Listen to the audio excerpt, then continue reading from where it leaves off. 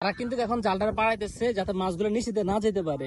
সত্যি বলতে এই মাছগুলো দেখার পরে আমাদের সবার মুখে হাসি ফোটে এবং দাদাও মোটামুটি খুশি আছে। এখন কিন্তু সকাল না, এখন হচ্ছে প্রায় দুপুর 1টা, অলরেডি আজান শেষ। আর আবহাওয়াটা দেখে মনে হইতেছে যে এখন সকাল, বাট না, এখন কিন্তু অলরেডি দুপুর হয়ে গেছে। আর আমাদের পাশে ঘরের পিছনে একটা পুকুর আছে বিশাল বড়, তো ওইখানে ব্যাট দিতেছে। তো দেখি ওইখানে কি মাছ উঠে এবং হচ্ছে গিয়া নিতে পারি কিনা। আসার পর দেখে মাত্র অর্ধেক হয়েছে, তাদের এখনো সম্পূর্ণ হয় নাই ব্যাট দেওয়া, তাই আমরা ওয়েট করতেছিলাম, বসে রইলাম অনেকক্ষণ ধরে। একবার ওই পার থেকে এই পারে চলে আসলাম, এখন তারা জাল পুরোপুরি কাছে নিয়ে আসছে, মাছ মোটামুটি লাফাইতেছে, তবে বড় মাছের কোনো লক্ষণ দেখতে পারতেছি না। মূলত বড় মাছ না দেখার কারণ হচ্ছে এই পুষ্করিণীটা অনেক গভীর, আর বড় মাছগুলো নিচে থাকার কারণে উপর থেকে তেমন কোনো মাছ আসে না। আর এটা প্রতিবারে হয়, যখন পানি কম থাকে মূলত তখনই মাছ আসে, এর আগে কিন্তু তেমন একটা মাছ আসে না। মাছ এখন যতটুকুই আসে তার ভিতরে পোনা মাছ যেগুলো আছে সেগুলোতে একটা বালতিতে করে পাতিলে করে সেগুলো অন্য আরেকটা পুষ্কুনিতে ফালা দিতে নিয়ে যেতেছে।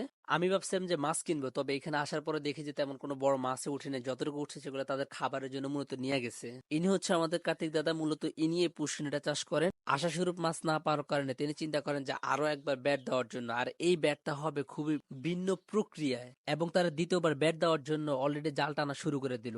প্রথমবার আশা স্বরূপ মাছ না পাওয়ার কারণে আমরা দ্বিতীয়বার তাদেরকে আবারও ব্যাট দেওয়ার জন্য বলি, এবং তারা ভিন্ন উপায়ে ভিন্ন পদ্ধতি অবলম্বন করে তারা আবার মাছ দিতেছে। যদি একটু দেখাই, এখন কিন্তু এখানে খাবার দিচ্ছে এবং বাবজা বলে, বাবজা দেওয়ার কারণে আগের চেয়ে কিছুটা মাছ বেশি আমরা দেখতে পাচ্ছি।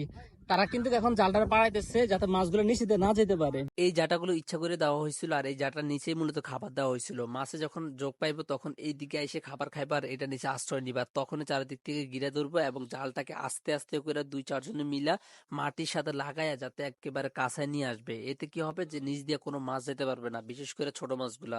আর এই ব্যাটগুলো দিতেছে শুধুমাত্র ছোট মাছগুলো ধরার জন্য, কারণ এখানে পানি অনেক বেশি থাকার কারণে এই পুষ্করি থেকে অন্য একটা পুষ্করিতে ট্রান্সফার করবে মাছগুলা। আর ঠিকই আগের চেয়ে এবারে মাছ মোটামুটি বেশি আসে এবং বড় সাইজের অনেকগুলো মাছ আসে, যেটা আপনারা এখন দেখতে পাচ্ছেন। সত্যি বলতে এই মাছগুলো দেখার পরে আমাদের সবার মুখে হাসি ফোটে এবং দাদাও মোটামুটি খুশি আছে যে মোটামুটি আমার পুষ্করিতে ভালো মাছ আছে। যদিও পানি বেশি থাকার কারণে সবগুলো মাছ আসে নাই, তবে হ্যাঁ এটা ভিতরে মাছ আছে, আর যেগুলো অনেক গভীর ওই মাছগুলো আসে নাই। ভিডিওটা কেমন লাগছে অবশ্যই কমেন্টে জানাবেন এবং আমার পেজটাকে অবশ্যই ফলো দিয়ে এবং ইউটিউব চ্যানেলটাকে অবশ্যই সাবস্ক্রাইব করতে ভুলবেন না।